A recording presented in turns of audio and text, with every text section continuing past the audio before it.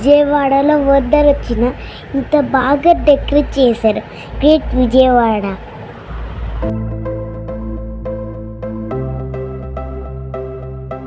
ఈరోజు మేము విజయవాడలో భవానీపురంలో వినాయకుడు దర్శనం చేసుకున్నాము.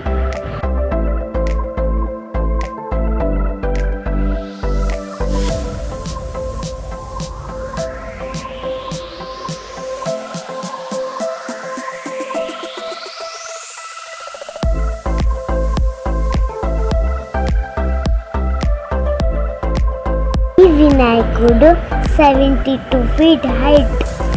దర్శనం బాగా జరిగింది. దర్శనం అయ్యాక ప్రసాదం తిన్నాము. వినాయకుడైతే చాలా బాగున్నారు. మీరు కూడా తప్పకుండా విజిట్ చేయండి.